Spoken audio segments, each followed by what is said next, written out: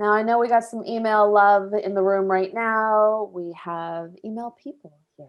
I'm very glad to see you. If you do not identify as an email person, you will by the end of today's 20-minute tutorial Tuesday, focused on action or behavior triggered follow-up emails in particular.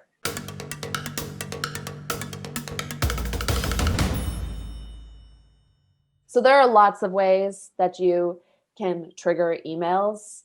We're going to talk about them, but the one that we're focusing on is what we did for our recent Black Friday, Cyber Monday bonanza. I think there's no other way to describe it. It was a bonanza. Follow-up emails, that's what we're talking about today. Oh no, oh, I did the thing. My timing's all off. I put this together. I've reviewed it without going into presentation mode, which is a super rookie mistake. I super apologize. One more super on top, just to make it really clear how super apologize I am. That's not even English. Okay, this is where the whole idea came from. So we've always known about triggered emails. We've done triggered emails. But I really liked this example. And this was like, after I got this email, I wrote to Paul, who was running our Black Friday campaign. And I was like, we're going to do some of these triggered emails. So what happened here is I had clicked a digital marketing link somewhere on the General Assembly site. And General Assembly had me, quote unquote, signed in, cookie following me, whatever. They recognized me and then sent me this email. The email is showing here. The subject line is curious ? And that's just some good clickbait. Like, come on. You can't overuse it. But in this particular case, I was curious, actually. This is a little bit more relevant than just some rando clickbait thing. So I had clicked digital marketing. Then comes this email, perfect timing. I think it arrived within about 30 minutes of me actually clicking that first link. So of course that's going to increase relevance. And that's what's so dope about triggered emails is they're triggered not by your timing, which is of course a way to trigger. You could say all emails are triggered. You've got time-based emails, so the time trigger, and then you have behavior or action-based emails, and that's an action, a lack of action, things like that. And they all work together in one beautiful email ecosystem. So we've got this timely email that comes out, and it's here to nudge me further along. It is that thing where, just like I said in today's email, you're walking through, you're ready, you're curious about something, and a salesperson can either ignore you and wait for you to take more effort than you should have to take to make a purchase, or they can come over and help you. And that's exactly what this email was doing. It was just coming over, saying like, hey, can I help you with this? And instead of just saying, how can I help you? It gave me the next action I should take if I'm actually a good prospect to review this syllabus, which is really good. It's request and view syllabus. So they're, of course, digging you deeper in as a lead. But it's really great in nudging me along to the point of most aware. And as we all know, as conversion copywriters, that is where conversions happen. That's where the best conversions happen, where you're more likely to get fewer refund requests and less churn because people really know what they're getting into. Okay, I'm scared to click because my animations are off. Sorry. Okay, no, I did test this one though, so I know this flow this works. It's got some little animations in it. It's pretty fancy. Don't worry about it. Okay, so the flow goes like so. For the General Assembly one. So I went on to this, I clicked this thing, I was looking at this page. I don't know if it was based on how long I was on there. I don't know what else was going on behind the scenes at General Assembly at this time, but I clicked it and then this email showed up and then I was prompted back to request that syllabus. Now it's a little unfortunate that they already know who I am, and yet they're asking me to fill this in all over again. There's smarter triggers in there, but nonetheless, the general flow is appropriate. It would be more nice. It'd be nicer to actually have that conversion happen, or maybe trigger a bot or something on that page when you drive me back there so that I can ask any other questions I have. Don't make me request the syllabus. I just clicked to view it. So there are ways to optimize it. I'm not saying it's perfect. What I am saying is great is that I did something, I showed intent, and this email followed up on it. This is a really simple thing that you can share with your team, with your clients, to get them to do more of that bottom of funnel work. We do a lot of top of funnel work, a lot of landing pages, optimizing things that are on our website, but this is going to move, like, widen the bottom part of the funnel, and that's a beautiful thing right there. Okay, most of us, however, have no flow. We've got this click, then nothing, and then hope. There's a whole lot of hope going on here. Like, oh, great. People, and you can see in your analytics, people are coming to this page. And then what happens? Well, nothing happens. Yeah, so we have to do something with them, right? Wherever we can, we should try these smaller enhancements to our flows. Okay, so we totally swiped this whole flow for Black Friday, Cyber Monday launch, including the curious question mark subject line for one of the emails that we sent out. So our swipe flow went, click something to show interest or intent. This was one email. This went out on November 25th to say, hey, this is coming tomorrow. Let us know if you're down to hear more about our Black Friday offer, or opt out, and we won't tell you anything about it. So those are the two links there. When someone clicked go here to opt in, they then landed on a page that confirmed they were going to opt in. But then we also followed up about 30 minutes to an hour later with this email, subject line curious question mark, nudging them toward our wall of love, which was a new thing that we added. We did a lot of different things for the Black Friday launch, and it was awesome. But the wall of love is like, okay, if we're going to move them further along this into through their product awareness stage, they're probably super early product aware, if not solution aware. So they're in that early phase, and how do we move them along? We're going to show them some instead of overwhelming them with all the things in copy school, because there's a lot in copy school, we wanted to get them hyped about, like, you're not the first person to think this is a good idea getting into copy school. Here's our wall of love. And then that drove them to a landing page, the wall of love. It had the waitlist on there still, of course, but it turned into a page you could buy from that point on. So anytime, but point here is, if we had sent this on November 26th and driven them to the wall of love, instead of seeing get on the wait list, they would have seen buy now. And we got a lot of sales off the wall of love page that we tracked.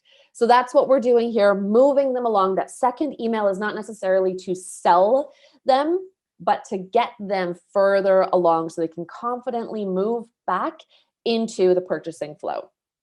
So throughout the Black Friday, Cyber Monday launch, we used 4 click-triggered follow-up emails, and that was, those click triggers are basically, did you open or did you click?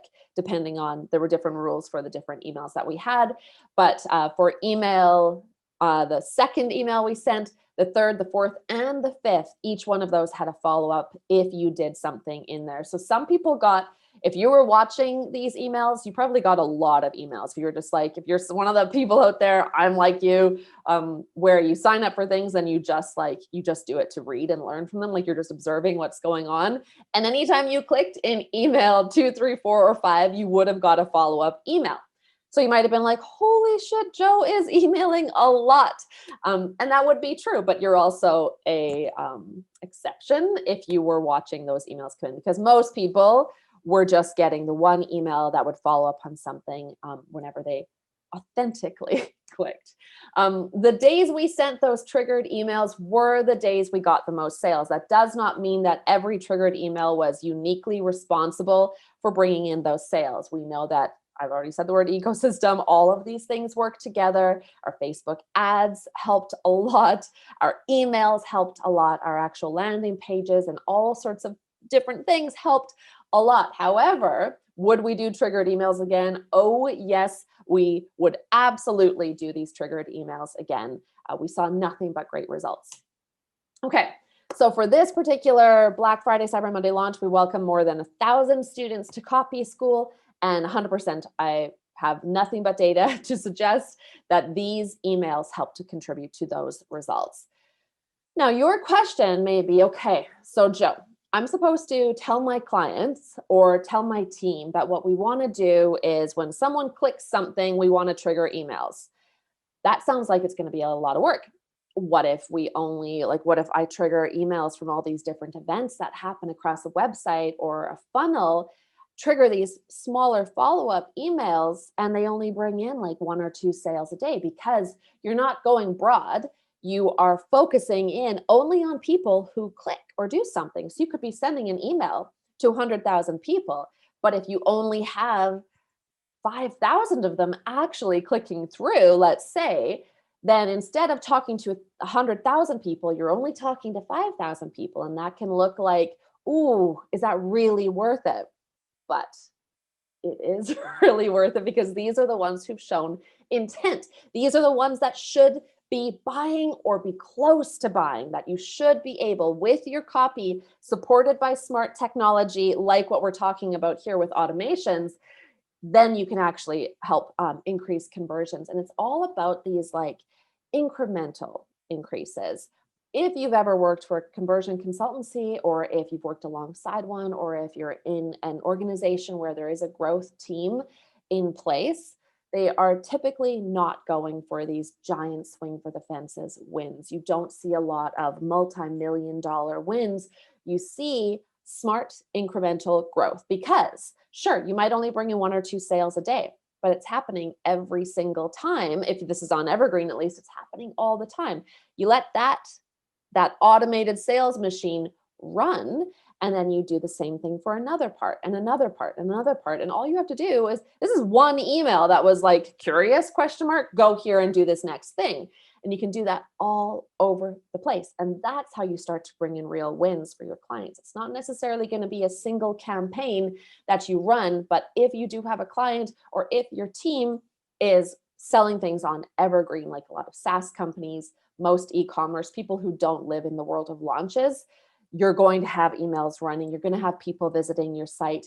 And that's where you want to start triggering these emails that are meant to move people further along so that they're readier to buy. This also is a case. Last week we talked about customer lifetime value, different data, things for different metrics for copywriters to think about. Subscriber lifetime value is another one. LTV, you'll recognize if you were here for that tutorial Tuesday. So subscriber lifetime value and customer lifetime value. If you know those things, then that can really help you make a good case for nudging people, for doing these emails to nudge people closer to buying. In case your client or your company is like, do we want to do this? It feels like work. And again, it's not. It's just like introducing a new project into the flow of things. Just here's a new email. Let's just identify where we're seeing people click, where they should be converting, where they're not converting. What is that ... between that click and what you want them to do? And you have to fill in that little ... that ellipsis in there. So understanding more about what a person, what a subscriber is worth to you, what a customer is worth to you, can actually help you make a really good case for saying, well, if we bring in 2 more sales a day though, like it'll pay for itself in like a week. So again, here's how the flow goes. Someone clicks something to show interest or intent. They get a follow-up email nudging them to them further along in the stage of awareness, and then they're driven to a place where they're more likely to convert. All right. Thank you for all of your questions today, everybody. I know that triggering this stuff depends on having the right tech in place, but talk to your clients about the need for this. Make a case for the need for better software so that you can send more relevant emails and get more people back to your site where they belong, doing the converting. All right, thanks everybody. Next Tutorial Tuesday on the 15th is a guest we're having in. It's going to be very, very cool. We're super excited. And that will be the last one before we go on winter break. So join us next Tuesday. Have a good rest of your week, everybody. Thanks, Ange. Thank you. Bye. See you later. Bye. Stay safe.